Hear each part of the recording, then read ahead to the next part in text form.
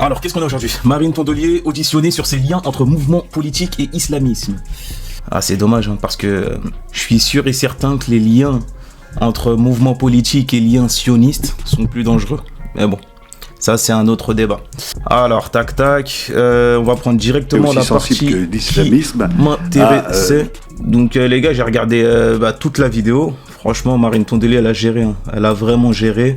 Et bien évidemment, derrière, CNews et compagnie, en gros, ils l'ont qualifié de quelqu'un de naïf, quelqu'un de... Vous voyez tout le tralala, quoi. Désignons non pas la critique autorisée d'une religion, je l'ai dit dans mon introduction, mais la peur, la haine, l'hostilité ou la violence envers les institutions. J'entends parfois, ici et là, qu'il y a un préjugé tenace qui attribue la paternité de ce mot au mollah iranien qui en 19... Donc là, elle parle du mot islamophobie. Hein. C'est vrai que islamophobie, techniquement, islamophobie, c'est censé désigner la peur du musulman. Et en vrai, les médias, ce qu'ils agitent, avant d'agiter la haine du musulman, en fait, je crois qu'avant d'avoir peur, avant d'avoir la haine, on a la peur. Mais ça, c'est une bonne question. Est-ce qu'on a d'abord la peur du musulman ou est-ce qu'on a d'abord la haine du musulman? Donc, une islamophobie qui finit par devenir de l'anti-musulman, de l'anti-islam, ou bien de l'anti-islam qui se transforme en islamophobie. Commentaire, à vous de jouer les gars. Si espérer discréditer leurs opposants, mais le terme date en réalité de 1910. Le fait de se concentrer sur le mot islamophobe, ça permet d'oublier l'essentiel. L'essentiel qui est que la population musulmane est stigmatisée. Et c'est exactement ce qu'ils ont fait avec le mot génocide. Le fait de se concentrer sur génocide, ça fait qu'on oublie le fait qu'il y a des gens qui meurent. Et le problème, c'est que nous, quand je dis nous, je parle des gens de gauche, même si je vous avoue, je sais même pas si je suis de gauche, mais en tout cas, nous, lorsqu'on défend, en tout cas, lorsque LFI et compagnie défendent le terme de génocide, eh ben, si vous voyez, il y a au moins, il y a grave du temps qui est perdu sur ce terme-là, et du coup, on oublie de parler du massacre, parce qu'on va justement, dans la discussion, dans l'interview qui est déjà très courte, on va essayer de savoir si c'est le terme génocide ou pas, on va savoir ça s'appuie sur qui. Non, poteau, il y a des gens qui meurent, fin. Tu veux pas que je dise génocide? Vas-y, y a pas de souci, je le dirai pas sur ton plateau. Mais il y a des gens qui meurent. Il y a un massacre. Massacre, tu peux pas nier, mon ref. Allez, tu peux pas nier, s'il te plaît. Massacre, tu peux pas nier. Par contre, s'il se met à nier le massacre, là, c'est autre chose. Là, on peut se péter sur place, là. Là, c'est chaud. Mais c'est compliqué. C'est très, très compliqué de pas tomber dans le piège. Je les comprends en même temps. Hein. C'est comme tomber dans le piège du racisme anti-blanc. En fait, si vous voulez, les médias vous tendent des pièges comme ça. C'est comme hier, j'ai regardé une interview avec...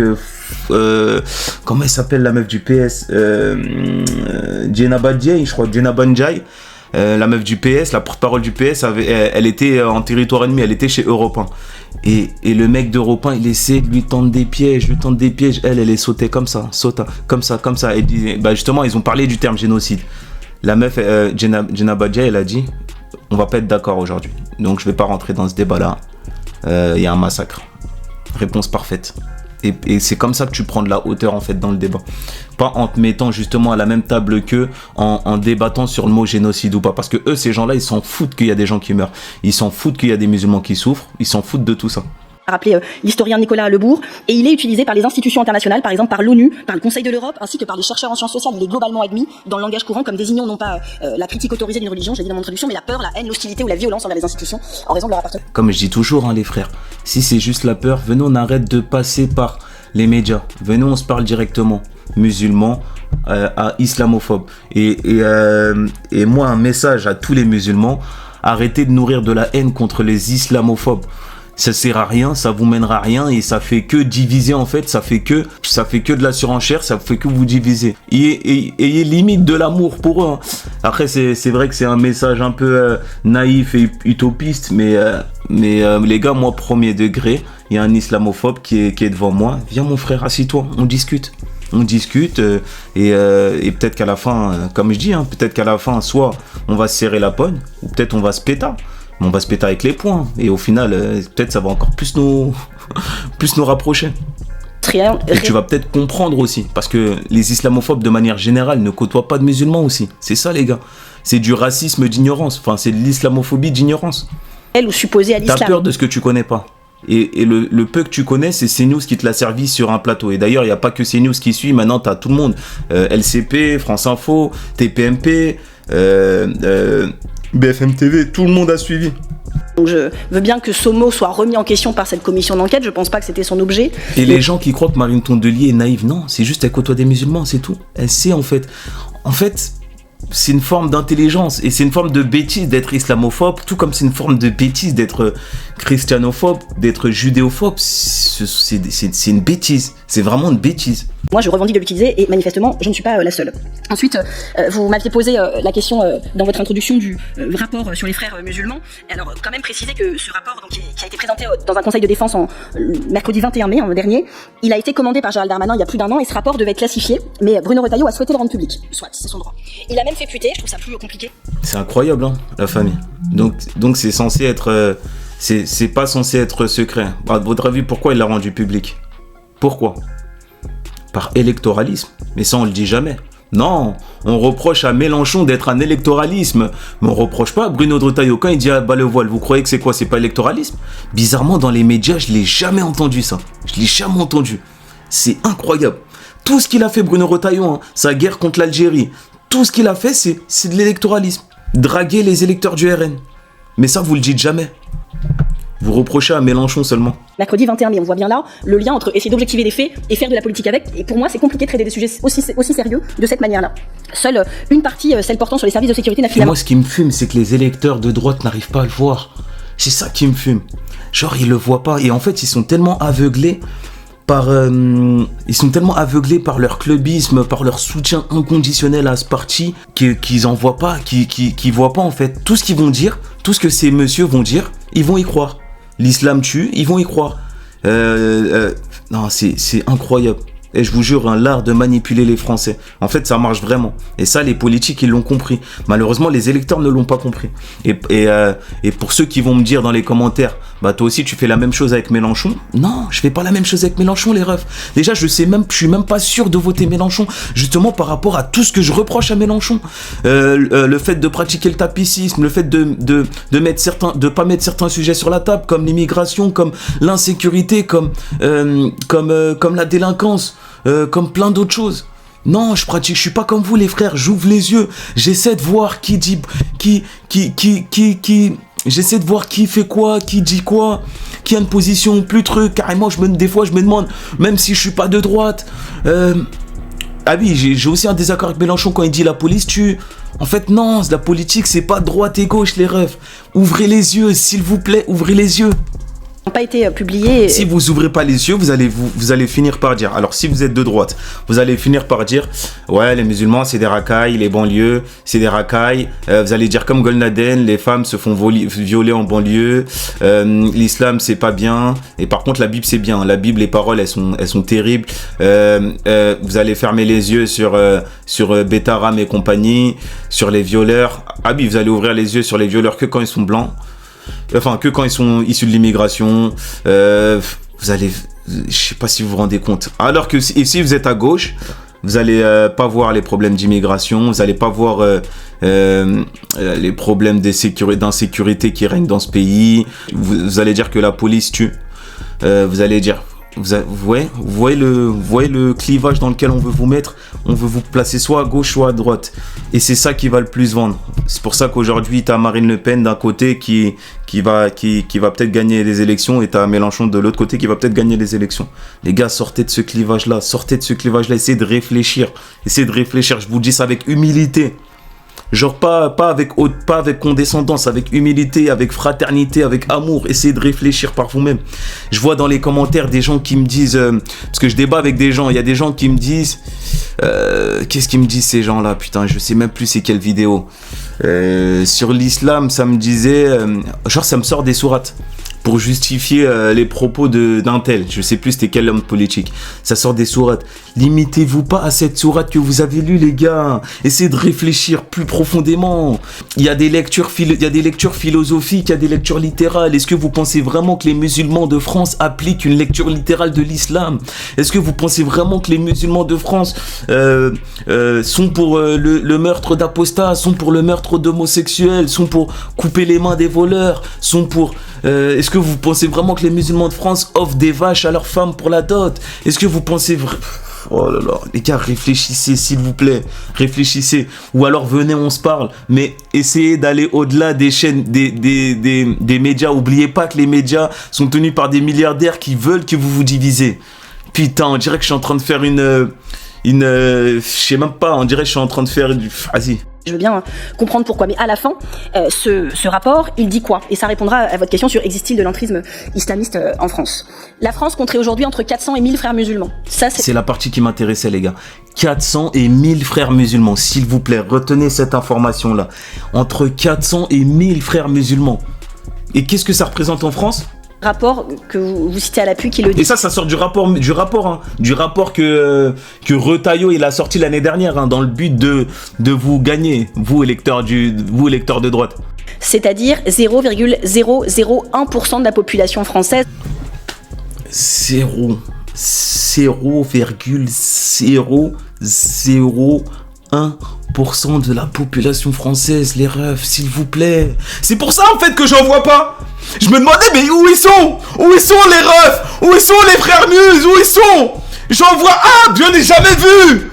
C'est pour ça en fait. C'est pour ça. C'est parce qu'ils sont pas là.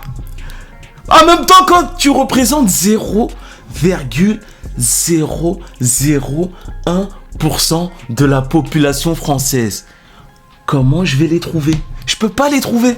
C'est pour ça que c'est pour ça qu'on vous voit. On vous voit comme des fous. Les gars, réfléchissez, s'il vous plaît. C'est pour ça qu'on vous voit comme des gens qui fantasment sur le fait que l'islam, l'entrisme islamique, tout ça, la charia, comme j'aime bien le dire, la charia. Bah ouais, les frères, ça représente trop peu. On sait pas où ils sont. Et bien sûr, hein, moi je suis avec vous pour les combattre. Mais vous savez, c'est quoi la meilleure manière de les combattre? T'appelles le musulman, vous serrez la poigne et viens, on va à la guerre contre eux. C'est que comme ça. Parce que si vraiment tu ouvrais les yeux, tu saurais, si vraiment tu côtoyais des musulmans, tu saurais que les musulmans sont même pas d'accord avec ça. Sont pas d'accord avec, sont pas pour sont pas pour les pratiques des frères musulmans. Sont pas pour l'extrémisme islamique. Les musulmans de France sont pas pour l'extrémisme islamique. Maintenant, tu pourras toujours me dire qu'il y en a un peu il y en a sûrement, tu connais quelqu'un qui prône ça. Bien sûr, parce qu'il existe de l'extrémisme de tout. Il y a même des extrémismes de Mac. Il y a des extrémismes de Grecs. Il y en a, ils mangent des Grecs à mort. Il y a des extrémismes juifs, Netanyahou, et qui pratiquent l'extrémisme juif en tuant tous ces Palestiniens, en faisant la théorie du grand Israël, Cisjordanie. Ça, c'est de l'extrémisme. Mais c'est juste que c'est banalisé par vous, par les médias. Mais c'est de l'extrémisme. Et vous, les gens de droite, vous n'arrivez pas à le voir. Enfin, certains gens de droite, hein, il y a des gens de droite qui voient clair dans ça. Il y a qui encore? Il y a l'extrémisme christianisme aussi. En fait, il y a de l'extrémisme de tout. Donc si tu veux juste pointer l'extrémisme islamique, vas-y, fais-toi plaisir. En tout cas, sache que je serai à tes côtés pour le combattre. Ça, ce sera toujours ça. Bref, les gars, ouvrez les yeux, s'il vous plaît. Même si le nombre reste difficile à établir. Ensuite, le budget de musulmans de France, donc c'est la branche française des frères musulmans. Imagine, imagine le chiffre, il se rapprochait plus des 400 que des 1000. Parce que c'est entre 400 et 1000. Hein. Putain, on est 70 millions. C'est entre 400 et 1000. On est, je crois, 8 millions de musulmans. En fait, c'est fort comment. Je sais pas si vous vous rendez compte. Hein. Là, l'audition, elle a duré presque 2 heures. Problème. On a grave d'autres problèmes. Hein. On a grave d'autres problèmes. Hôpitaux, pouvoir d'achat, retraite, éducation, harcèlement scolaire, guerre. Putain, je te jure, on dirait on est dans... Non, ça fait peur. Et pour un mec comme moi qui s'en fout, qui s'en bat les couilles naturellement des choses, qui a peur, je vous jure. Et 500 000 les rentrer dans vos têtes. Euros annuels, et ça a baissé de moitié depuis 5 ans. Ok, le budget donné aux musulmans, aux associations musulmanes, 500 000 euros. C'est-à-dire 0,001% de la population française, même si le nombre reste difficile à établir. Ensuite, le budget de musulmans de France, donc c'est la branche française des frères musulmans, c'est 500 000 euros annuels, et ça a baissé de moitié depuis 5 ans. Le rapport recense 139 lieux de culte affiliés à des musulmans en France, et 68 autres considérés comme proches de la mouvance frériste. Donc on va dire 139. 139, hein, retenez bien, 139 lieux de culte musulmans suspects, on va dire. Soit au total, seulement 7% des mosquées, puisqu'il y en a 2600 en tout. Ok, sur 2600 mosquées. Hein. Le document estime que 10% des lieux de culte ouverts dans la période 2010-2020 y seraient affiliés, ce qui correspond à un ensemble de 91 000 fidèles, sachant qu'un fidèle peut fréquenter une mosquée sans adhérer à la mouvance, comme le précise le rapport lui-même. Logique, c'est même la plupart qui fréquentent sans adhérer. C'est vraiment la plupart. Si vous vous rendiez compte, hein. Ah, c'est chaud, les gars. Ça veut dire 0,01% des 7,5 millions de musulmans en France. Ensuite, il y a 4200 élèves sur 12 millions qui seraient scolarisés dans leurs 21 établissements, 0,4% des établissements, et 127 clubs sportifs sur 360 000, c'est-à-dire 0,04% des clubs sportifs qui seraient liés à la confrérie, ce qui rassemble en tout plus de 65 000 adhérents. Sur la trentaine d'ONG considérées comme islamistes, 16 sont dirigées par des salafistes, ça, je mets entre guillemets, c'est les mots du rapport, et donc c'est un courant sunniste concurrent, marqué par une lecture littéraliste et rigoriste des textes, mais le rapport en identifie seulement 4. Voilà. Donc, comme je disais, je parlais tout à l'heure de lecture littérale. Je vous assure, les gars, aujourd'hui, en France, la plupart, ils appliquent pas de lecture littérale. Et c'est très bien, en fait. Parce que pour moi, tu peux appliquer... Il y a plusieurs lectures, il y a plusieurs courants de lecture différentes du Coran. Comme de la Bible, comme de la Torah, en fait. Tout simplement. Relevant ou ayant relevé de la mouvance frériste. Et donc voilà, le rapport pointe finalement un danger d'un islamisme municipal, composite au plan idéologique, mais très militant, avec des effets croissants. C'est une dinguerie. Le mot islamisme municipal, il m'a fait rire. Maintenant, islamiste, tu peux le mettre à toutes les sauces. Islamisme municipal, qu'est-ce que ça veut dire? C'est quoi? Quand un musulman va se présenter, on va l'accuser d'islamisme municipal. Donc il y aura bientôt l'islamisme présidentiel. Et après, il y aura l'islamisme gouvernemental. Bref, dans l'espace public. En tout cas, franchement, bien joué à Marine Tondelier, parce que franchement, déjà, elle, au-delà d'être une bête, c'est quelqu'un que j'aime beaucoup, c'est une bête politique, c'est une bête médiatique, elle a du répondant, elle tape, elle t'envoie des snipers en pleine tête, et ça, je kiffe de fou. C'est une craque de Manchester, c'est un génie du crime, et franchement, elle a grave bien répondu, hein. Et elle a répondu avec des chiffres. Elle a répondu avec les chiffres. C'est ça que j'aime bien, moi. Moi, elle est venue, elle a ramené les preuves. Elle a ramené les chiffres. Enfin, les preuves. C'est des preuves qui étaient déjà là, mais c'est des preuves qu'on refuse de voir. Parce que ça date du rapport musulman. Mais en fait, les gens, ils sont tellement dans leur islamophobie ou dans leur haine anti-islam qu'ils voient pas ça. Et c'est bien. C'est bien de le rappeler, en fait. Parce que moi, personnellement, j'avais oublié. Le jeu politique local, n'étant pas spécialiste, je me permets de citer le rapport pour répondre on va s'arrêter votre... là, hein. On va s'arrêter là, la famille, hein. Sinon, wesh, quel bail.